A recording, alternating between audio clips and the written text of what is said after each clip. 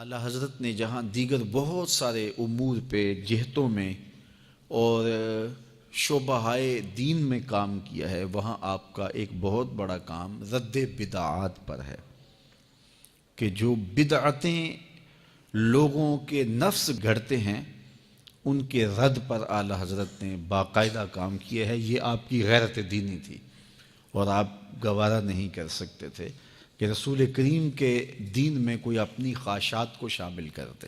عمومی طور پہ ہم جب کسی بزرگ کا تذکرہ کرتے ہیں تو اس بزرگ کی کرامات کے باب کو کھولتے ہیں اور لوگوں کے سامنے رکھتے ہیں کہ یہ بزرگ صاحب کرامت تھے، ان کو یہ کرامتیں دی گئی تھی، اور لوگوں کو بیان کر دیتے ہیں۔ میں کرامت کا منکر نہیں ہوں، لیکن جس بات کی طرف میں آپ کی توجہ دلانا چاہتا ہوں وہ یہ کہ بزرگوں کی تعلیمات کو اختیار کرنے سے، ان کے راستے پہ چلنے سے ہم ان کی زیادہ برکات حاصل کر سکتے ہیں۔ کرامات کا بیان سنیں اور ان کی تعلیمات سے ناآشنا رہیں تو ہم فائدہ نہیں پا سکتے۔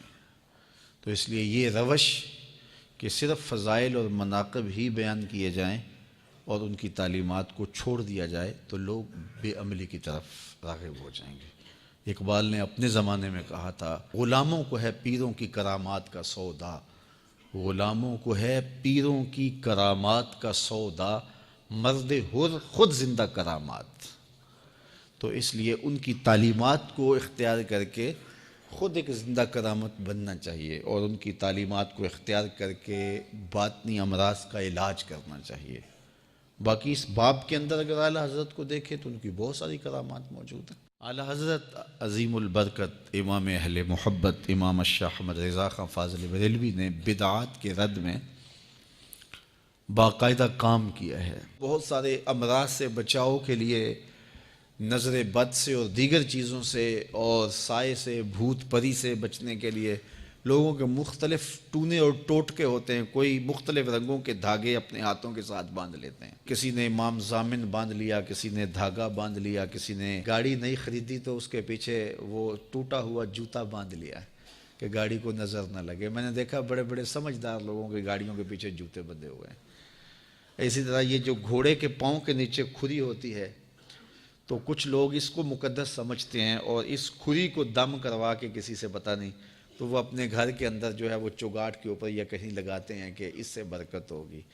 جو گھوڑے کے پاؤں تلے گندگی کو رونتی کھری ہے اس میں غلاظت تو آ سکتی ہے، برکت کیسے آ سکتی ہے اس میں؟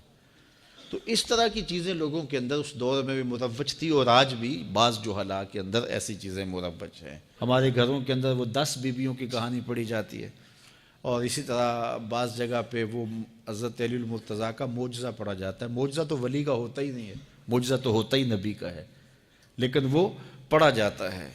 اچھا، اس میں ایسی ایسی خرافات ہیں کہ یہ جو 10 بیویوں کی کہانی پڑھی جائے گی اس میں وہ چیز تقسیم کی جائے گی جس کے نام میں اسم میں تانیث ہو، یعنی برفی تقسیم کی جائے گی، جلیبی تقسیم کی جائے گی، اس میں جو ہے وہ لڈو تقسیم نہیں کیا جائے گا، لڈو مذکر ہوتا ہے۔ تو اس طرح پھر وہ مردوں کو نہیں دیتے کہ یہ برفی ہے اور یہ 10 بیویوں کی کہانی ہے، یہ مرد نہیں کھا سکتا، اور جو حضرت علی المرتضیٰ کے حوالے سے ہیں تو وہ عورتیں کھا لیتی ہیں، پھر وہ بھی نہ کھائیں۔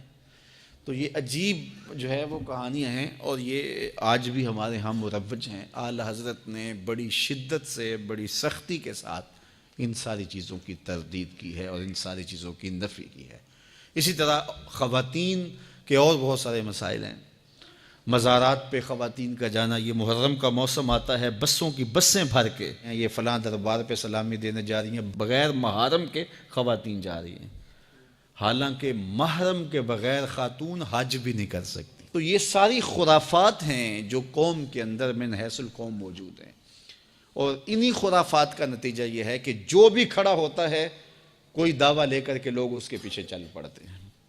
یہ مختلف جو ہے وہ عاملین، مختلف ملنگ اور مختلف جو ہے وہ شریعت کے باغی، یہ لوگ معاشرے کے اندر پنپتے ہیں، ایک دم لوگوں کا ہجوم ان کے گرد جمع ہو جاتا ہے۔ تو اعلیٰ حضرت نے جو بدعات، منکرات اور خرافات تھے ان سے لوگوں کو بچانے کی کوشش کی اور لوگوں کو صحیح راستہ دکھایا۔